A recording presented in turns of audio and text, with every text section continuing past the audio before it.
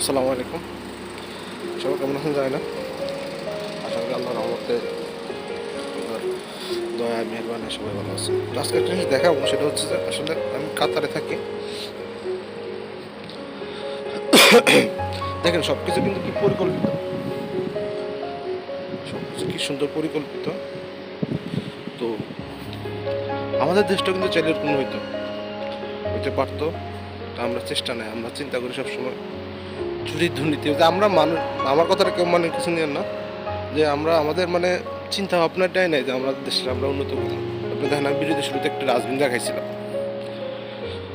তো যেটা যেটা বলতে নিয়েছিলাম, প্রত্যেকটা বাড়ির সামনে দেখেন, প্রত্যেকটা বাড়ির সামনে একটা করে ড্রাম আছে। এটা রাত্রেবেলা হলে ট্রাক আসে, ট্রাকে করে ময়লাটা নিয়ে যায়। মজার বিষয়টা হচ্ছে এই জিনিসটা যদি আমাদের দেশে দেওয়া হইতো, তো আমাদের দেশে রাত্রেবেলা দেখতে না প্রত্যেকটা ড্রাম চুরি করে দিত। আর সেগুলো সর্বশেষ পাওয়া যেত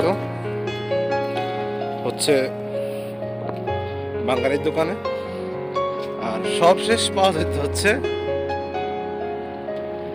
প্লাস্টিক কারখানা। দেখেন এই দেশে একটা সুই, আপনার প্রত্যেকটা সুই হারায় গেছে। কথার কথা বলতেছে, আপনি কমপ্লেন করেন, আপনাকে তারা ওই সুই আপনাকে উদ্ধার করে দেবে।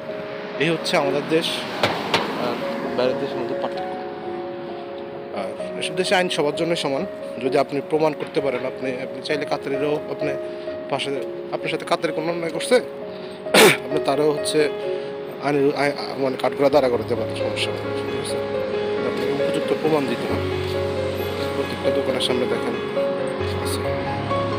তো আর কি, পরবর্তী কথা বলবো কোনো বিষয় নিয়ে। আল্লাহ হাফেজ।